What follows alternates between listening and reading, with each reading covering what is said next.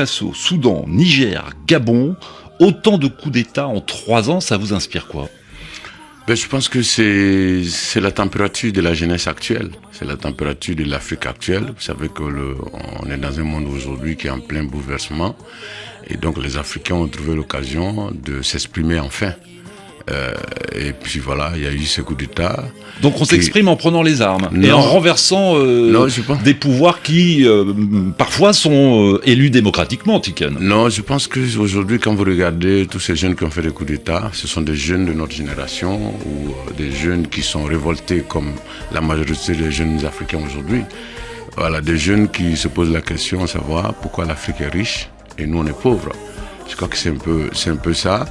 Et effectivement, ces coups d'État sont condamnés aujourd'hui parce que nous sommes dans un processus démocratique dans tous nos pays.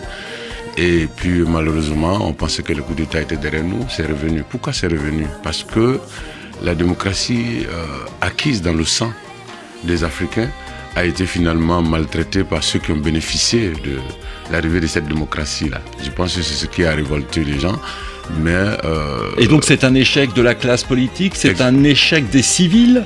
C'est un échec des civils, c'est un échec de surtout ceux qui ont été élus démocratiquement et qui n'ont pas suivi les règles de la démocratie. Je pense que c'est ce qui a amené tout ça.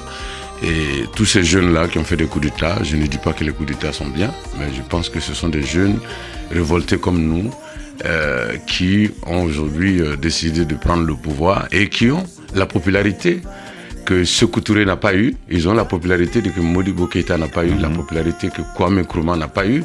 C'est les mêmes esprits de ces gens-là qui reviennent aujourd'hui, mais avec une popularité de jeunes, on a vu la preuve l'autre jour au Burkina Faso.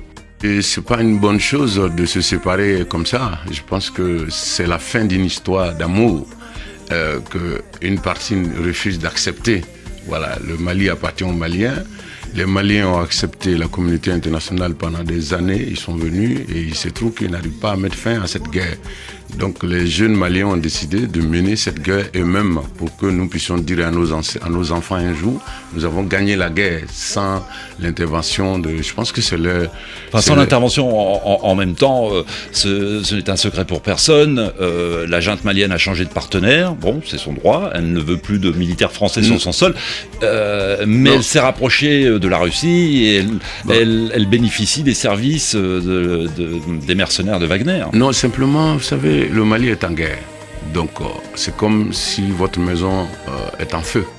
Donc, vous ne choisissez pas entre l'eau de mer et l'eau de fleuve ou l'eau de lagune. Vous prenez tout ce qui est eau et puis vous essayez d'éteindre le feu. Je pense que le Mali est dans cet esprit aujourd'hui. Sinon, le Mali n'est pas un pays anti-français. Le Mali a décidé aujourd'hui de parler avec les partenaires qu'ils veulent. Et voilà. Et je pense que c'est ce que Modibo Keïta a essayé dans les années 60. Il fut arrêté, emprisonné, et donc par les coups d'État Foccart, qui étaient des coups d'État actés à l'époque.